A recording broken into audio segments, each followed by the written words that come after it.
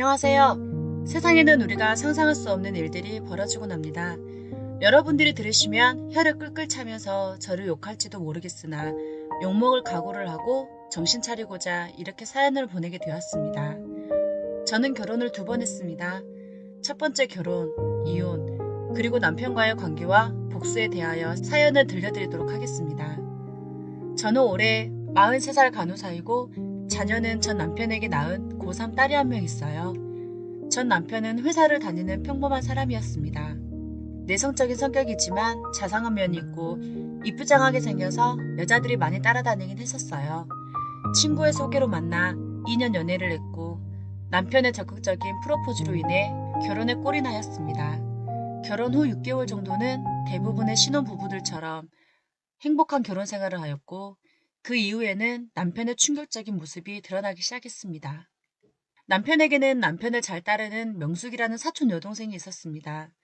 명숙이는 저에게도 애교가 많았고 특히 남편 앞에서는 애인에게 대하듯이 행동을 했었는데 저희 집에 자주 놀러온 여동생이기에 처음에는 별로 대수롭지 않게 생각했습니다. 명숙이는 남편보다 5살이 어렸었고 이상하게 시어머니는 저보다 명숙이를 더 이뻐하셨습니다. 명숙이는 여성스럽고 애교가 많았는데 반면에 저는 무뚝뚝하고 어쩌다 말 한마디 하면 툭 쏘는 그런 말투여서 상대방이 잘못 들으면 기분 나쁘게 들릴 수 있는 그런 말투였습니다. 그래서 남편과 시어머니에게도 오해를 많이 받곤 했습니다. 항상 싸울 때도 남편은 어우, 너는 그 말투가 문제야. 뭐가 그렇게 불만이고, 뭐가 그렇게 못마땅해서 말투가 그렇게 툭툭 쏴야 되냐? 명숙이 봐라. 애교가 철철 넘쳐서 아무리 화가 나도 그 애교에 못 이겨서 싸움 날 것도 수그러드는데 너는 애교가 없으니 싸움에 더 기름칠하는 격이잖아. 아, 명숙이처럼 애교가 좀 있으면 얼마나 좋아. 손모순도 아니고. 내가 남동생이랑 살아도 이 정도까지는 아니겠다. 라며 명숙이와 매번 비교를 했습니다. 그즈음 시어머니께서 신장이 좋지 않아 한쪽 신장을 제거하게 되는 큰 수술을 하게 되었고 저는 직업이 간호사였기 때문에 시어머니께서 퇴원을 하셨어도 집에서 링길도 놔드리고 시어머니의 회복을 위해 정말 정성을 다했습니다. 어머님은 그런 저를 좋게 봐주셨는지 고맙다며 항상 저에게 칭찬을 아끼지 않으셨습니다. 어머니께 점수를 조금 딴 것 같이 기분이 좋아졌고 더 정성껏 간호를 해드렸습니다. 그런데 굳이 안 와도 되는데 명숙이는 에구구 많이 아프시죠?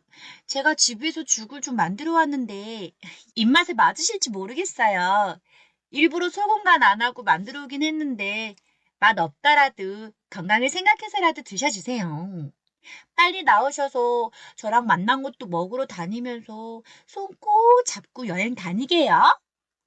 하며 온갖 아양을 떠는 겁니다. 그러면서 매일 찾아와 간호를 하더군요. 대부분 사촌끼리는 이 정도까지는 안 할 텐데 저는 그래도 사이가 나쁜 것보다 낫지라고 생각하며 대수롭지 않게 넘어갔습니다. 그런데 사건은 예상치 못하게 터지고 말았습니다. 그날은 제가 병원에서 야근을 하는 날이었는데 임신 5개월 차여서 너무 몸이 좋지 않더라고요. 그래서 퇴근을 조금 일찍 하고 새벽에 집에 가보니 명숙이는 그때까지 저희 집에서 뭘 했는지 문을 열고 나오는 겁니다.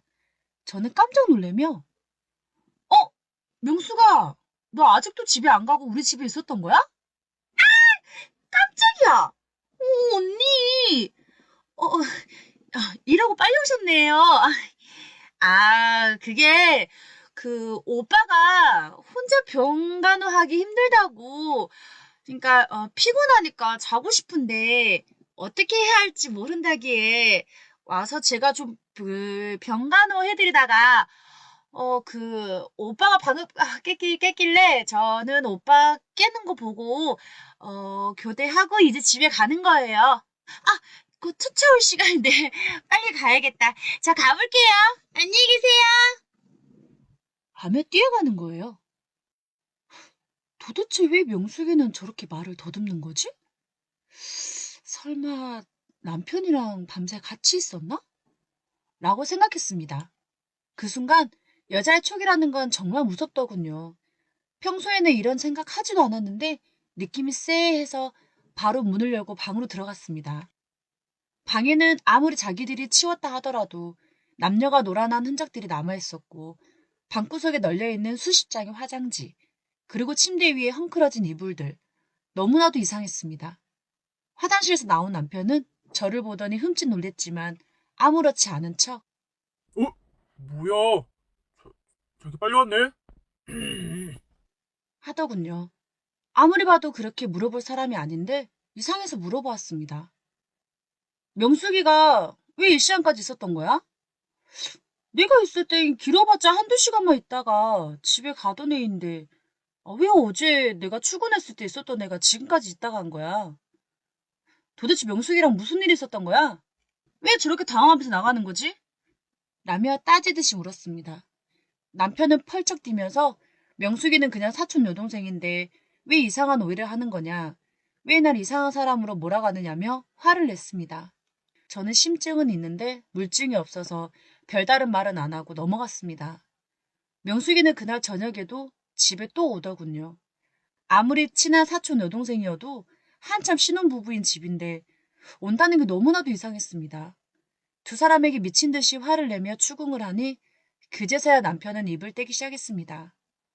명숙이와 남편은 친척들이 다들 알 만큼 어릴 적부터 친했으며 서로에게 의지를 하다 보니 어느덧 사랑으로 키워나갔으며 그렇게 애인으로까지 발전하게 되었다고 했습니다. 명숙이는 작은아버지가 두 번째 결혼을 하셨는데 두 번째 작은어머니께서 데려온 딸이었고 실제로는 사촌이지만 남편과는 성이 달랐다고 해요.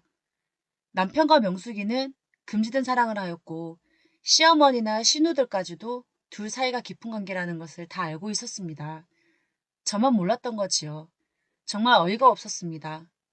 화가 나서 시어머니와 시누들을 불러다가 어쩜 같은 여자끼리 이러실 수가 있어요, 형님. 그리고 어머니, 명숙이랑 그이가 그런 관계라는 거 처음부터 알고 계셨으면 저랑 사귀고 있었을 때 귀뜸이라도 해주셔야 되는 거 아니에요? 하다못해 아들을 말렸어야죠. 이건 미친 짓이라고. 그래서 안 되는 거라고 말렸어야죠. 왜 제 인생을 이렇게 비참하게 만드세요? 왜 뒤에서 쉬쉬하면서 절 바보로 만드시는 거냐고요. 예? 저 이대로 그이랑 절대 이혼 안 할 거예요. 못해요. 명숙이랑 저 인간 둘 관계를 세상 사람들에게 손가락질 받게 하며 평생 고통스럽게 살게 해줄 거예요. 당신 아들만 귀한 자식이죠? 당신 동생만 귀한 동생이지? 그러면 안 되는 거야. 팔은 안으로 굽는다고? 만약 며느리인 제가 그랬으면 여자가 미쳤냐고 욕하고 당장 이혼하라고 했겠죠? 근데 당신 아들은 남자는 그럴 수도 있는 거라며 용서하라고 하겠죠? 천만에요. 당신 아들 나라 끝으로 가는 거 두 눈으로 똑똑히 지켜보세요. 내가 똑같이 복수해 줄 거야. 두고 봐! 바보같이 저만 몰랐어요. 결혼 전에 알았더라면 절대 결혼하지 않았을 겁니다. 저는 뱃속에 아이를 생각해서 최대한 스트레스를 안 받으려고 노력했고 남편과 명숙이 그리고 시댁 식구들은 다들 제 눈치를 보고 있었습니다. 그렇게 시간이 흘러 이쁜 딸을 낳았고 몸조리를 하는 도중에 발정난 남편은 그새를 못 참고 명숙이에게 연락해서 슬금슬금 만나기 시작했습니다. 전보다 더욱 가까워진 둘은 이제는 대놓고 만나기 시작했고 남편에게 악을 쓰며 욕도 하고 화를 내봐도 소용이 없었습니다. 오히려 둘은 저를 미친 사람 취급했고 명숙이는 더 뻔뻔해지기 시작했습니다. 언니, 제가 먼저 오빠를 좋아했고 원래 오빠는 제 거였어요. 언니가 중간에 눈치 없이 낀 거고 그때 우리 사이를 알아차렸을 때 이혼했었어야지. 나이도 그렇게 먹었으면 눈치가 있을 줄 알았는데 영광이었네. 우리 오빠는 왜 이렇게 멍청한 여자랑 결혼했을까? 우리 오빠 너무 불쌍해. 흑흑. 라며 저에게 빨리 이혼하길 바라는 듯이 제 속을 긁어댔습니다. 너무 화가 나서 미치겠더군요. 남편에게 복수하고 싶었습니다. 맞불을 놔야 했는데 어떻게 해야 할지 고민을 했고 그때 저를 미치도록 따라다니는 한 남자가 떠올랐습니다. 남편을 만나기 전 저를 너무나도 좋다고 따라다녔던 남자가 있었는데 그 사람은 친언니, 남편 동생이었어요. 너무나도 착하고 순수한 좋은 사람이었는데 한 집으로 두 자매가 시집갈 순 없잖아요. 그러면 안 된다고 유혹을 뿌리치고 남편과 결혼을 했었거든요. 요즘은 괜찮다고 하지만 옛날에는 그렇게 할 수 없었던 시절이었어요. 친언니는 늘 그 남자 소식을 저에게 전해주었는데 현재까지도 그 사람은 저를 잊지 못해 아직까지도 결혼을 못하고 있었다고 했습니다.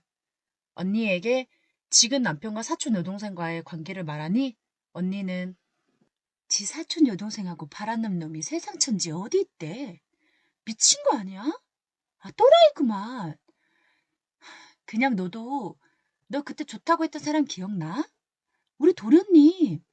우리 도련님이 아직 널 잊지 못해서 한 번씩 우리 신랑한테 네 이야기를 하던데 한번 만나볼래? 아, 맞불 작전에는 그만한 남자가 없는 것 같은데? 라며 바로 그 남자에게 연락을 했습니다. 며칠 뒤 현성 씨와 만나게 되었습니다. 현성 씨는 조그마한 화원을 하고 있으며 언니에게 물어봐서 제가 좋아하는 꽃을 가지고 왔다며 저에게 꽃다발을 내밀었습니다.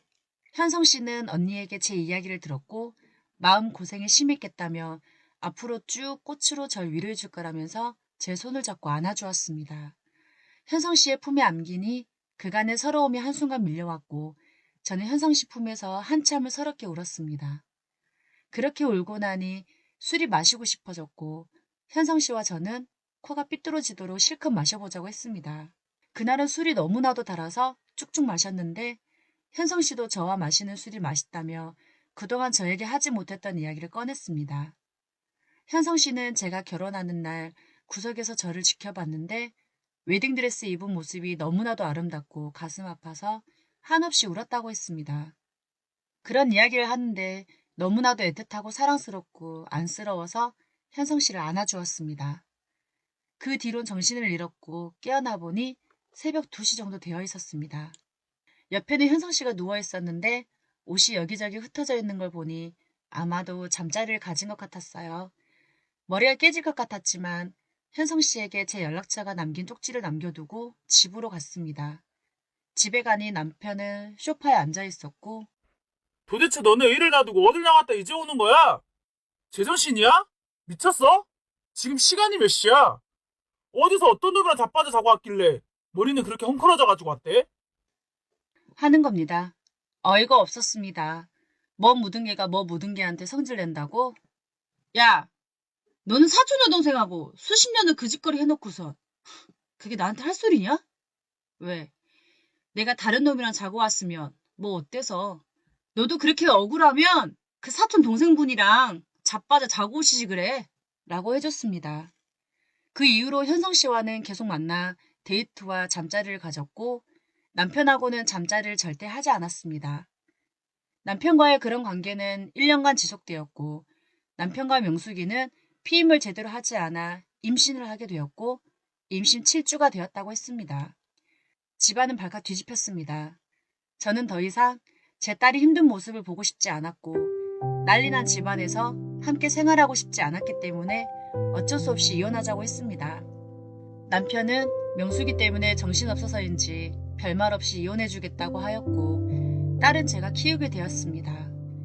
그 이후로 저와 현성 씨는 재혼을 하였고 딸도 전 남편보다 현성 씨를 훨씬 더 잘 따라주었고 현성 씨도 아빠 몫을 톡톡히 해주었습니다. 그렇게 재혼한 지 1년 후 저는 임신을 하게 되었고 현재 저는 임신 6개월 차가 되었습니다. 전 남편과 명숙이는 아직까지 같이 결혼식도 못 올리고 아이만 낳은 채 살고 있다고는 하는데 법적으로 사촌끼리 결혼이 가능할지는 모르겠습니다. 살다 보니 이런 드라마틱한 일이 저에게도 일어나더군요. 앞으로는 이런 일들이 발생하지 않길 바라며 저의 사연을 읽어주셔서 감사합니다.